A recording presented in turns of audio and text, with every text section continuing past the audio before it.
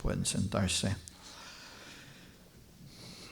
Muy bien, pues este es el mensaje número 29. Creo que lo podéis ver aquí en la pantalla, número 29. De los milagros de Jesús, un recorrido ya bastante tiempo, no me acuerdo cuándo empecé, pero fue el año pasado. Y pues hemos visto muchas cosas. Y hoy vamos a tocar la pesca milagrosa y luego al final de este capítulo vamos a ver la restauración de Pedro. Pero empiezo esta mañana con una pregunta. ¿Quién aquí le encanta esperar? ¿Quién aquí le encanta esperar? Tu paciencia es tan increíblemente abundante que te sobra la paciencia y te encanta estar ahí en la sala de espera o te encanta ejercitarla y con tus niños o con tu esposo. Tienes esa abundancia de paciencia que es increíble. ¿Quién aquí tiene una paciencia sin fin? Pues nadie, ¿verdad? Todos somos muy rápidos. Todo el mundo, el siglo XXI, todo rápido. No queremos esperar para nada. ¿Quién aquí no ha fracasado alguna vez? ¿Quién aquí no ha fallado? ¿Quién aquí no ha pecado alguna vez? La Biblia dice si no has pecado eres un mentiroso. Entonces esto es pecado. Entonces todos hemos pecado. Y tú dices que no he pecado, eres un mentiroso. Ese es pecado. Amén. Bueno, entonces aquí todos somos pecadores, todos hemos fallado, fracasado. Has pecado contra tu familia, contra tu cónyuge, y primero y como último de todo contra el Señor. Amén, porque al fin y al cabo todo pecado es contra Dios. Puede ser algo grave o menos serio, pero todos somos pecadores. Entonces creo que podemos todos identificarnos con el mensaje que vamos a ver hoy. Vamos a ver el milagro de provisión de ese pescado increíble. Y vamos a ver también al final del capítulo un relato de mucha compasión, el relato compasivo de restauración después de un grave fracaso. En Mateo capítulo 28, el ángel, después de la resurrección de Cristo, da instrucciones a las mujeres en el lugar del sepulcro. Y dice, id pronto y decid a sus discípulos que ha resucitado de los muertos. Y he aquí va delante de vosotros a Galilea y ahí le veréis. He aquí os lo he dicho. Esas son las palabras del ángel al lado del sepulcro. El Señor ha resucitado, había prometido que se encontraría con sus discípulos en Galilea y fueron a Galilea, el lugar donde muchos de ellos fueron su hogar en Nazaret, Caná y Capernaum, todo ese. Cuando fueron a Galilea esperaron y con esperanza. Y pues no llegó el Señor. Dice el discípulo, va a Galilea, ahí lo veréis. ¿Qué debería pensar Pedro? Y cuando pasaron algunos días y Jesús aún no apareció a los discípulos, Pedro se puso nervioso, se puso impaciente y Pedro, decepcionado, confundido por el retraso, anunció que iba a pescar. Ahora bien, no hay nada malo en que él vaya a pescar. Y no hay nada malo que tú vayas a pescar, a no ser que sea el domingo por la mañana cuando debes estar aquí en la iglesia. Amén. Entonces no hay nada en contra de pescar.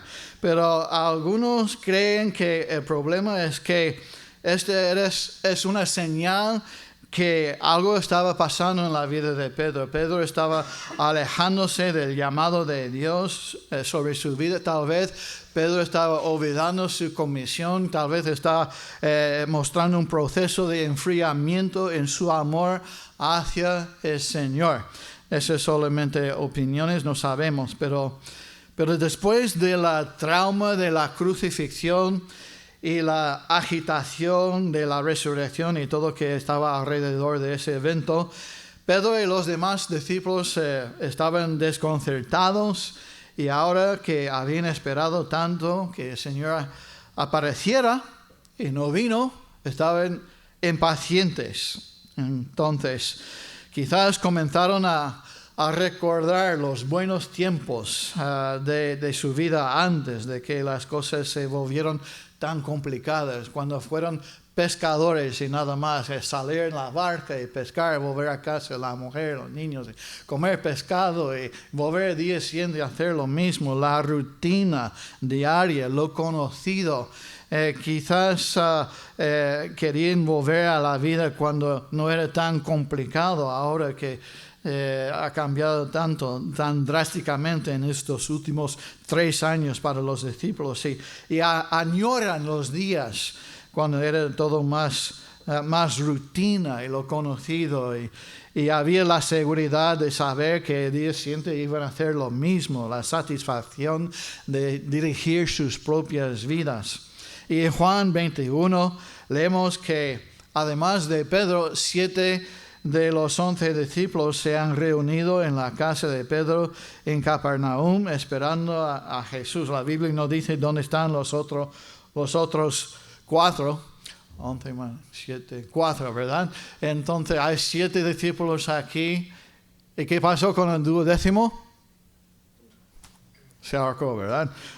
Bien, entonces hay 11 discípulos y pues aquí en Capernaum hay 7 de los 11. Vamos a entrar en el trasfondo del milagro. Vemos aquí en los versículos 1, después de esto Jesús se manifestó otra vez a sus discípulos junto al mar de Tiberias. Pero se manifestó de esta manera. Estaban juntos, Simón da los nombres de los discípulos y otros 2 de sus discípulos. Simón, Pedro les dijo, voy a pescar, versículo 3. Ellos dijeron, nosotros también. Y fueron y entraron en una barca y aquella noche no pescaron nada.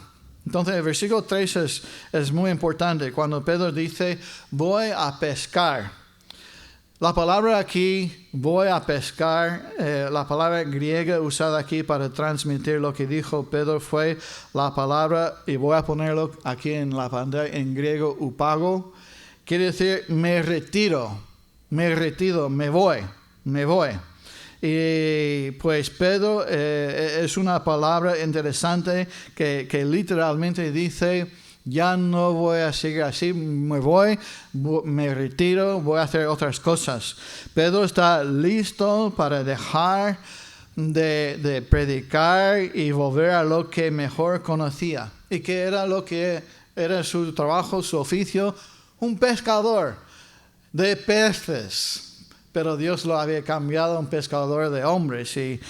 Y pues Pedro fue muy persuasivo, o los demás discípulos estaban tan confundidos como él, porque 6 de los otros discípulos de los 11 iban con él, y ni siquiera 4 de ellos eran pescadores, solo Jacobo y Juan. Entonces los pescadores y los otros 4 de paseo, ahí en la barca, no sé, hoy iremos contigo. Y Pedro añoraba lo de antes, miraba atrás, intentaba volver a su vida antigua y cómoda. El Señor ha muerto, ha resucitado, ya todo ha cambiado, no sabemos qué nos espera en el futuro. Y empieza a pensar, oye, si esto del ministerio no funciona, esto de ser discípulo, pues siempre puedo volver al punto donde lo dejé, a mi oficio de ser pescador. Pero dice al final del versículo 3, aquella noche, ¿qué? No pescaron nada. Fuera de la voluntad de Dios, ¿qué? Nada. La segunda parte de ese versículo dice que aquí hay algunas lecciones importantes para nosotros. Mira aquí en la pantalla. Estaba oscuro, lo que indica que no estaban caminando en la luz. No recibieron instrucciones específicas del Señor de volver a pescar. Él dijo, espérame, ahí en Galilea. Sus esfuerzos terminaron en fracaso. Y no, más adelante vamos a ver que no reconocieron a Cristo cuando se les apareció, lo cual demuestra que su visión o discernimiento espiritual había disminuido. Entonces aquí hay algunas lecciones de esta parte de la Escritura. La Biblia dice, yo soy la vid, vosotros los pámpanos, el que permanece en mí y yo en él, este lleva, ¿qué? mucho fruto, porque separados de mí nada podéis hacer. Lo que quiere decir la escritura aquí es: tú puedes intentar volver atrás, pero no vas a tener éxito. Una vez que tú eres un discípulo de Cristo, sigues adelante, amén. No podemos volver atrás, no podemos ir otra vez al mundo, no podemos volver a lo que éramos antes. Y gloria a Dios por esto, amén, porque yo no quiero volver a ser lo que yo era antes, ni tú tampoco. Dios nos ha transformado, Dios nos ha cambiado y el mundo hemos dejado atrás y la vida antigua atrás y vamos adelante. Y lo que Pedro descubrió es muy importante, que no se puede volver a lo que era antes. Y déjame intentar explicarlo de la manera más elocuente posible. No hay nada más deprimente para un pescador que no pescar nada. Un pescador que no pesca es inútil. Y de hecho Dios le mostró a Pedro que sin él ni siquiera podría pescar. Separados de la vid no podemos dar nada de fruto. Amén. Separados de él que permanece en mí y yo en él, lleva mucho fruto, porque separados estamos muertos. Entonces sin Dios, tú y yo no podemos hacer nada espiritualmente. Y no fue hasta que el Señor apareció para darles instrucciones específicas sobre la pesca que esos antiguos pescadores profesionales consiguieron siquiera un bocado. Entonces, ¿qué fue el milagro? Versículo 4, cuando ya iba amaneciendo, se presentó Jesús en la playa, mas los discípulos no sabían que era Jesús y les dijo: hijitos, ¿tenéis algo de comer? Y le respondieron: no. Entonces, ha pasado toda la noche, amaneció. Los discípulos vieron un señor, alguien ahí en la playa, no muy lejos, pero no le reconocieron. La figura los llamó y les pregunta: hey, ¿tenéis algo de comer? Y dijeron que no.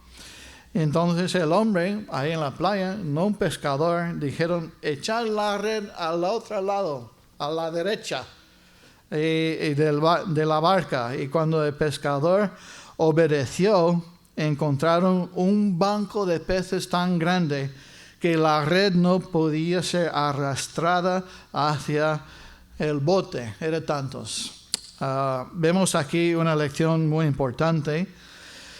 La vida egoísta, cuando tú vives para ti mismo, es una vida vacía. Cuando vives para ti mismo es una vida sin sentido. No pescaron nada. Cuando vivimos para el Señor hay sentido. Cuando vivimos para el Señor, para Dios, entonces hay un propósito, tenemos una razón para la vida. Pero hay mucha gente en este mundo que vive solamente para sí mismo y sabe, sus vidas están vacías, porque sabes, no vas a encontrar ese propósito en ti mismo. Toda la noche, en su propia fuerza, en su propia egoísmo, pescaron nada. Pero en versículo 6 vemos que la vida centrada en Cristo da resultado. Y les dijo: echad la red a la derecha de la barca y hallaréis. Entonces la echaron y ya no la podían sacar por la gran cantidad de peces. No es una promesa, pero una vida dedicada al Señor es una vida bendecida. Amén. Una vida de obediencia es una vida que agrada a Dios. Y pues esta es una verdad bíblica. Entonces, este es el resultado de obedecer, la vida centrada, enfocada en Cristo, y el resultado, bueno, lleno el estómago, por lo menos este día, pero más importante, llenos su vida y su corazón. Esa es la segunda pesca milagrosa registrada en los evangelios. El primero fue al principio. Cuando el Señor los llamó como discípulos, y es interesante, cuando los llamó había esta pesca milagrosa y al final del ministerio hay otro, esta pesca milagrosa. Entonces restaurar estos discípulos tal vez un poco confundidos, abrumados, a llamarles de nuevo al ministerio de ser los discípulos apóstoles de Cristo, que hay una gran comisión para cumplir. Entonces podemos llamar esto la nueva puesta en servicio de Pedro y los discípulos al final del Evangelio. Entonces, ¿cuál fue el efecto del milagro? Versículo 7, como hemos leído este versículo ya. Entonces aquel discípulo a quien Jesús amaba, ¿quién fue el discípulo que Jesús amaba? Juan, ok, este no es Pedro. Entonces aquel discípulo a quien Jesús amaba, el autor de este evangelio, Juan, dijo a Pedro, ¡ese Señor! Entonces Simón Pedro, cuando oyó que era el Señor, se ciñó la ropa, porque se había despejado a ella y se echó a mar. Ahora, yo leo esto y se echó a mar. ¿Para esconderse o qué? ¿Bucear? Nos da a entender que iba a nadar hasta la orilla para ver al Señor. Pero aquí yo pienso en muchos chistes, no sé. Pues se echó a mar, pero no dice qué hace después. Y Pedro conoció a Jesús por primera vez mientras se dedicaba a su oficio como pescador. Y por lo que Juan dice aquí, en este último contacto terrenal de Pedro con Jesús, fue en el mismo contexto de la pesca. Entonces Juan, el apóstol Juan es el visionario, él ve al Señor. Y Juan muchas veces es el primero de ver y comprender. Juan tal vez fue más listo, más cerca al Señor, pero Pedro fue un hacedor, siempre un hombre de acción. A veces se precipitaba, a veces se metió en cosas que no debía, pero era un hombre de acción. Y en ese momento Juan dice a Pedro, ¡ese Señor! Y pues Pedro estaba tan ansioso por ver al Señor que literalmente salta de la barca al mar y da a entender que va nadando para hasta la orilla para ver el Señor.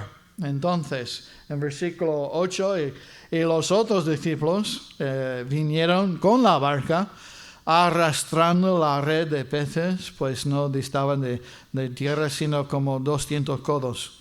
¿Qué son 200 codos? Un codo como medio metro. 200 sería un campo de fútbol, ¿verdad? A la Madrid. Bueno, 200 codos, sería como 100 metros y pues no muy lejos. Entonces está remando, no sé, había viento con la vela y arrastrando este red de peces, tantos que era muy pesado.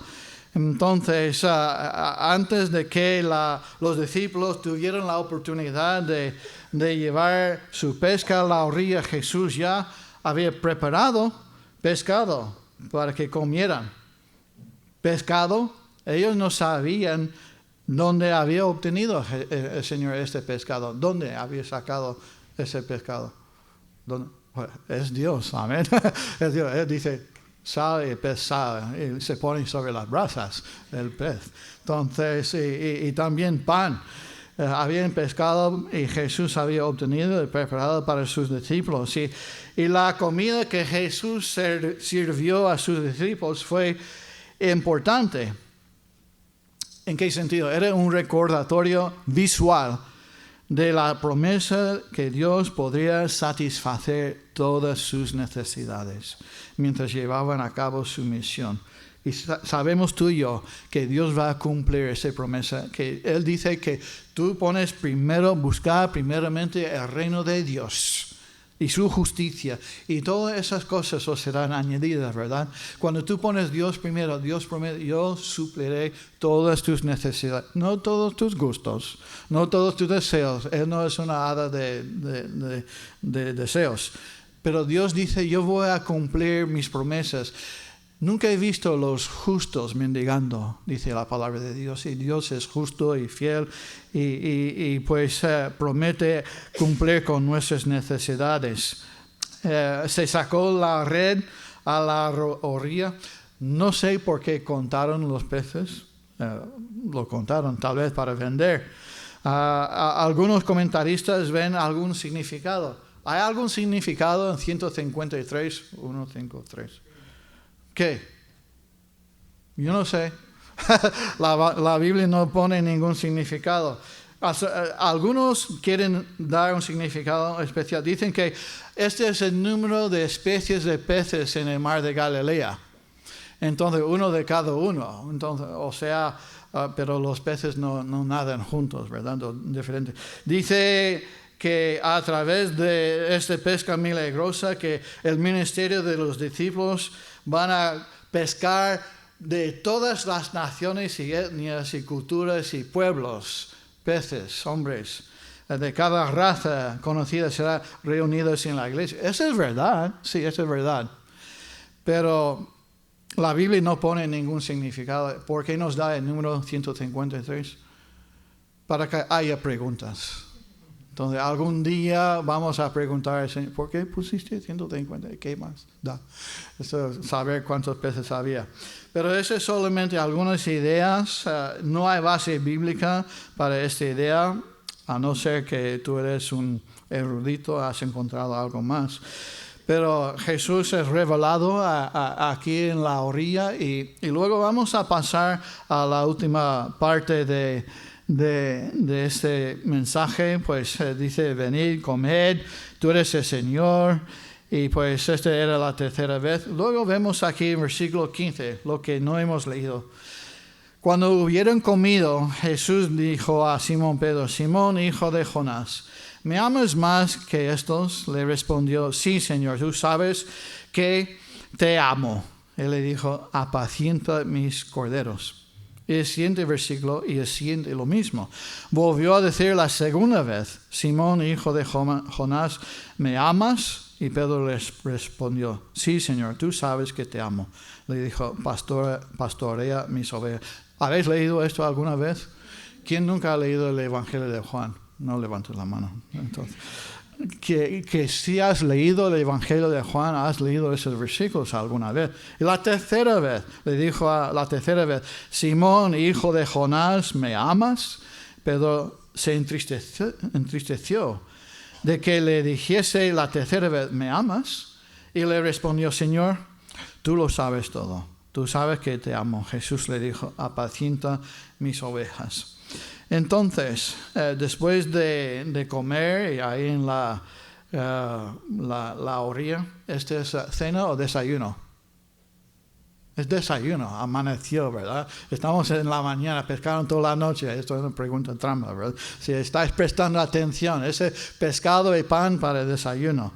Entonces, después de comer, pues hay una serie de preguntas para Pedro. La primera pregunta, entonces en versículo 15, la pregunta del Señor, Simón, hijo de Jonás, y aquí tengo en la pantalla, no sé si lo puedes ver, es un poco pequeño, ¿no? Pero dice, agápasme. Jesús, Simón, ¿me amas más que estos? ¿Me amas más que estos? El idioma griego en el que se escribió el Nuevo Testamento tiene más de una palabra para expresar amor. Como tenemos te amo o te quiero, ¿verdad? En castellano, ¿verdad? Y pues cuando Jesús le dice a Simón, ¿me amas? Él dice literalmente, Simón Pedro, ¿me agapas? Ágape, este amor divino, este tipo de amor de Dios, este amor sacrificial, este amor que da, comprometido. Esa es la palabra utilizada en el famoso versículo Juan 3:16, porque de tal manera amó Dios al mundo, ágape, al mundo que ha dado a su Hijo unigénito. Es un amor que da, es un amor que es divino, es un amor sacrificial. Y Jesús pregunta, Simón Pedro, ¿me amas más que estos? ¿Más que qué? ¿Más que qué? Hay varias posibilidades. Pedro, ¿me amas más que tú a pescar? ¿Me amas más que estos discípulos? ¿O me amas más que amas a esos otros discípulos? ¿O qué? ¿Me amas más que estos? Y la respuesta de Pedro, Señor, tú sabes que te amo, que te filo, no agapeo, te filo. Señor, ¿lo ves? No sé si lo podéis ver. Filose, te quiero. Él preguntó, ¿me amas? Y sí, Señor, te quiero. Sí, Señor, sabes que te amo, te quiero. Y pues fresco en la memoria de Pedro estaba su negación. 3 negación, traición, negó que conoció al Señor, 3 veces la negación del Señor, después de haber jactado previamente que incluso si todos los demás discípulos abandonaron a Jesús, él no lo haría. La lengua.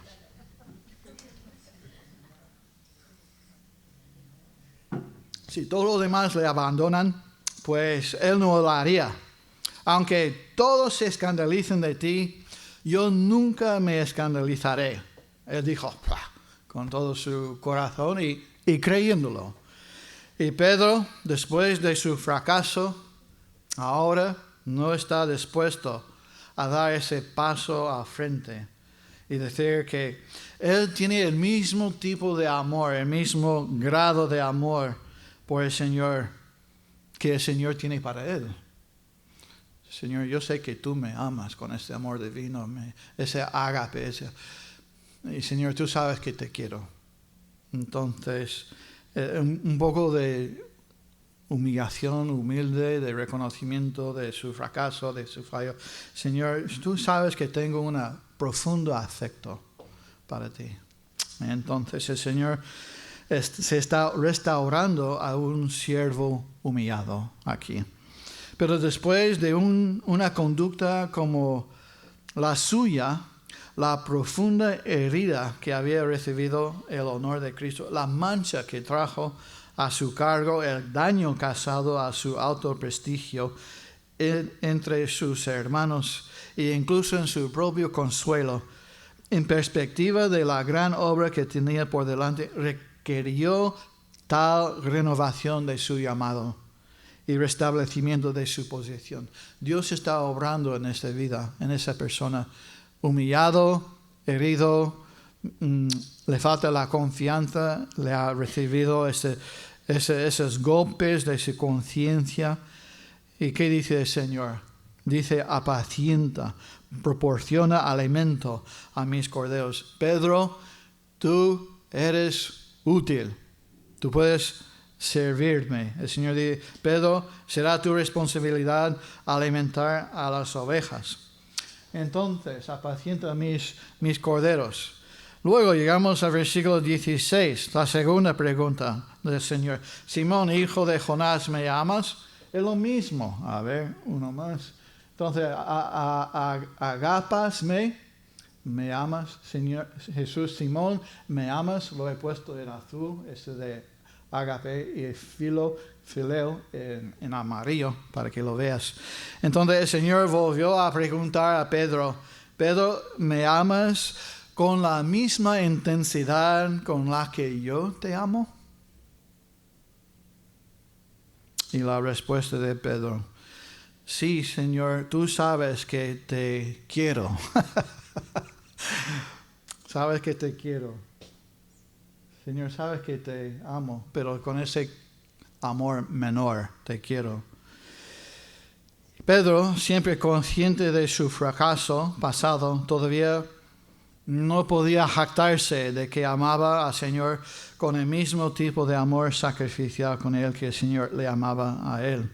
Y una vez más el mandato del Señor, pastorea mis ovejas. Aquí el Señor señala otra vez la responsabilidad de Pedro de pastorear el rebaño, que su fracaso no le descalificaba de la obra. ¿Por qué? Porque Pedro está arrepentido y Dios usa hombres que fracasan. ¿Por qué? No hay otro. No hay otro tipo. Amén. Dios usa personas que fallan. ¿Por qué? porque no hay otro. Todos fracasamos. Y dice Pedro, dice el Señor que tú no estás descalificada porque estás arrepentido. Y vamos a ver algo aquí en la tercera pregunta, en versículo 17. Le dijo la tercera vez: Simón, hijo de Jonás, ¿me quieres? Vamos a reducirlo un poco, vamos a bajarlo un poco.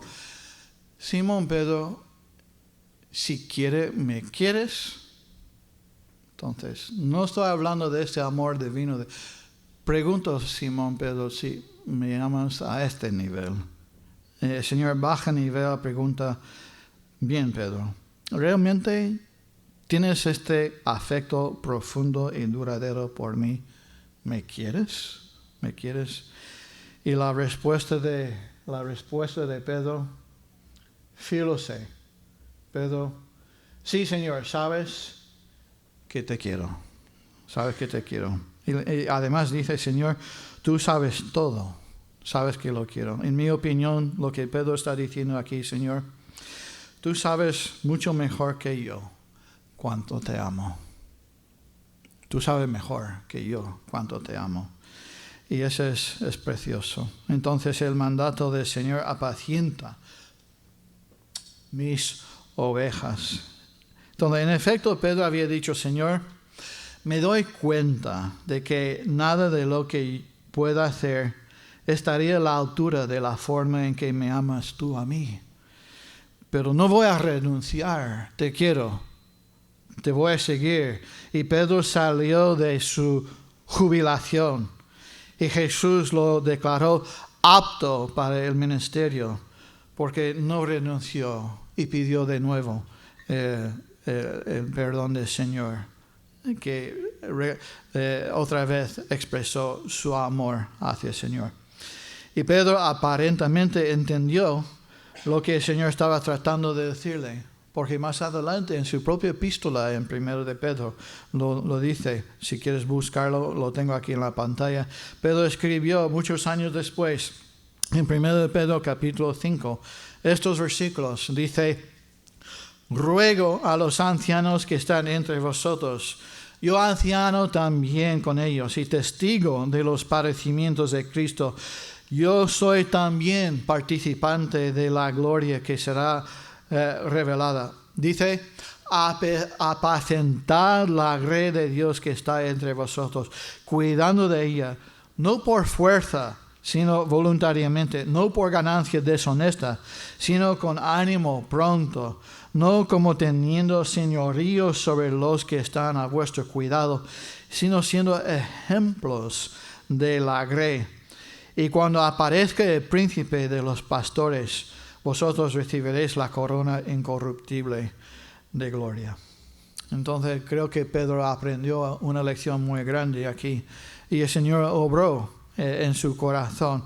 Pedro es exhortado también, vemos en versículo 18: de cierto te digo, cuando eres más joven, te ceñías e ibas donde querías, mas cuando ya seas viejo, extenderás tus manos y te ceñirá otro y te llevará donde no querías. Eso dijo, dando a entender con qué muerte había de glorificar a Dios. Y dicho esto, añadió: sígame. Entonces, ese versículo 18, 19, Jesús dice un poco a Pedro de cómo será su futuro, de su forma, de cómo va a morir, por ejemplo. La verdad es que cuando dice estas palabras es un poco misterio, pero la tradición dice que Pedro también fue crucificado.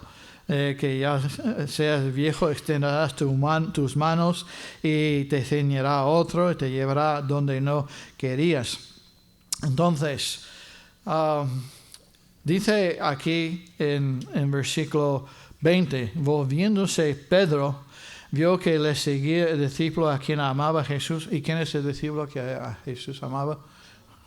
Juan, el mismo que en la cena se había recostado al lado de él y le había dicho: Señor, ¿quién es el que te ha de entregar? Y cuando Pedro le vio, dijo a Jesús: Señor, ¿y qué de este? ¿Y qué de este? Entonces, aquí tenemos un problema.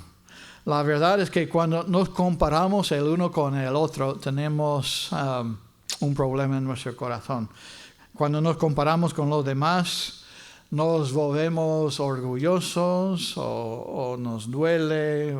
Veo a este que es más espiritual que yo, o este menos espiritual. Entonces, ¿alguna vez te has detenido a considerar la dinámica entre la relación entre Pedro y Juan y Jesús? Pedro iba a ser gran siervo del Señor, un líder de los discípulos, un gran apóstol viajando, pero Juan era el discípulo a quien se dice en el versículo 20 que Jesús amaba. Entonces, la respuesta de Pedro a esas palabras de consuelo, de recibir este llamamiento de nuevo, de volverse a administrar, pastorear, servir, él mira a Juan y pregunta, ¿y qué de este hombre? Pedro, ¿qué te pasa? No te preocupes de los demás. Pedro está diciendo, ¿qué pasará con Juan? Y la respuesta de Jesús es muy dura. En versículo 22, Jesús le dijo, si quiero que él quede hasta que yo venga, ¿qué a ti? Sígueme tú. Entonces, en otras palabras, Pedro, este no es asunto tuyo.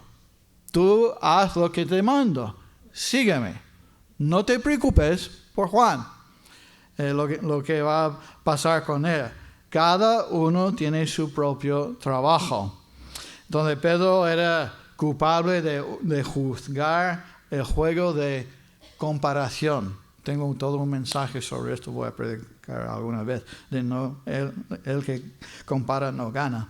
Y todavía hoy somos tentados a volvernos a preguntar, ¿qué pasará con tal o cual?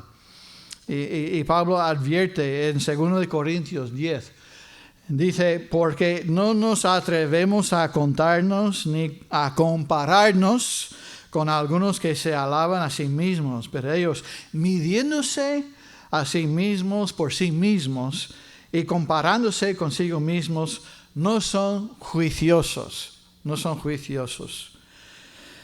¿Alguna vez has sido culpable de compararse con alguien, con algún otro creyente? Ese canta como un ángel, yo como un ángel caído. El hermano tal ora mejor que yo, o la hermana tal es tan humilde y mansa, o ese hermano tal tiene un don de enseñar. ¿Estás mirando a quién? A otros en vez de al Señor. Entonces eso es peligroso cuando estamos comparándonos entre nosotros. Sospecho que todos lo hemos hecho alguna vez, si no muchas veces, pero Jesús le aclaró todo el asunto a Pedro. Pedro, te he contado mis planes, lo que voy a hacer, he dicho lo de tu vida, lo que quiero de ti, apacienta mis ovejas, que lo que yo quiero hacer contigo y lo que yo voy a hacer con Juan no es asunto tuyo, Pedro. Ya tienes bastante de qué preocuparte por ti mismo y nosotros también. Dios usa cada uno con sus dones y en su lugar donde podamos servir y ministrar. Amén. No todos pueden ser pastores porque no habría nadie en las sillas, ¿verdad? Algunos cantan, otros intentan. Otros saben cómo enseñar y otros deben aprender. Pero lo importante es, sigue al Señor. Amén. Sigue al Señor hasta el final. Seguir siguiendo. El verbo seguir siguiendo. Y con esas palabras, Jesús restaura de nuevo a Pedro como su discípulo. Pedro fue llamado, como en el principio, a seguir al Señor Jesucristo y es llamado aquí otra vez a seguir a Jesús hasta el final. Entonces, ¿cómo responde el Señor cuando fallamos? Cuando nos arrepentimos, el Señor restaura. Lo vemos aquí en la vida de Pedro. Así que no solo vemos el último milagro del Señor con la pesca milagrosa, vemos algo aún más milagroso, el perdón y el amor de Dios hacia pecadores. Nuestro Salvador es un Dios que quiere perdonar, es un Dios que quiere salvar, es un Dios que quiere restaurar, es un Dios que quiere usarnos. Vemos aquí la restauración de un hermano caído, la compasión de Dios por nuestras debilidades y su deseo de usarnos a pesar de que le fallamos muchas veces, si no cada semana. Qué bueno es nuestro Dios. Pero la clave es humillarse y reconocer tu pecado y pedir perdón, como Pedro. Entonces, para los hermanos aquí esta mañana, quiero decir a todos nosotros, sigues siendo útil. Dios sabe lo que has hecho esta semana. Dios sabe lo que hay en tu corazón, en tu mente. Pide perdón, confiésalo, pide a Dios la limpieza. Y tú puedes seguir siendo útil. Todos le hemos fallado al Señor de una forma u otra. Y no nos dice, ya no me sirves, ya no me vales. No nos dice el Señor. Como hizo con Pedro, nos pide nuestra dependencia de Él, de estar conectado en la vid, porque sin la vid no podemos hacer nada. Nuestra confesión, Él pide nuestra confesión de amor. También quiere escuchar de nuestros labios que somos incapaces de hacer lo que Dios quiere sin su ayuda. Incapaces de nuestra incapacidad de seguir en nuestras propias fuerzas. Porque nuestras fuerzas son limitadas, pero la fuerza del Señor es sin límites. Entonces, seguirlo nuevamente hasta el final. Caemos 7 veces. ¿Y cuántas veces nos levantamos? 7 veces. Seguimos. No dejemos que el enemigo nos quite del camino. No escuchemos sus mentiras. Continuaréis siendo útil y amado en el corazón de Dios. Amén. Entonces, para los que tal vez son nuestros amigos, visitas, los que no están seguros de la salvación, déjame decir esto. El mejor te espera el supremo milagro. El último más grande milagro. Hemos visto muchos milagros en todo ese recorrido de estos mensajes en los evangelios. Hemos visto al Señor sanar a ciegos, su poder sobre la naturaleza, andar sobre agua, poder sobre las enfermedades, los paralíticos, los sordos, los mudos, los ciegos. Incluso poder sobre la muerte misma. Amén. Pero el mayor milagro que Dios sigue haciendo hoy, ¿cuál es? Salvar almas. Salvar almas. Personas muertas espiritualmente y darles vida nueva. A alguien que está espiritualmente muerto. Y todos nacimos espiritualmente muertos, separados de Dios por nuestra naturaleza pecaminosa. Y en esa condición no podemos tener una relación con Dios, ni tener vida eterna, ni llegar al cielo. Si no conoces a Dios, si no tienes esa nueva vida, no puedes ir al cielo. En el infierno solo nos espera la condenación eterna, los que no tienen esa nueva vida. Pero Dios obra milagros hasta el día de hoy. Amén. Y te dará nueva vida. ¿Qué tienes que hacer? Puedes nacer de nuevo y tener una relación con Dios hoy, esta mañana, que una vida eterna que nunca terminará. ¿Qué tienes que hacer? Tienes que reconocer quién eres Dios, quién eres tú, qué ha dicho Dios por ti, qué has hecho tú contra Dios. Y tienes que reconocer que Jesucristo es el Salvador, pagó en la cruz por tus pecados, confesar tus pecados a Dios, arrepentirse de tus pecados hacia Dios y creer en el Señor Jesucristo. Confiesa tu necesidad de Cristo, de Dios. Entrega tu vida, tus pecados, tus fracasos, tus decepciones. Y cree en el Señor Jesucristo como tu Salvador. Y serás salvo. Y seguirlo hasta el final. Esa es la salvación. Vamos a ponernos de pie, por favor.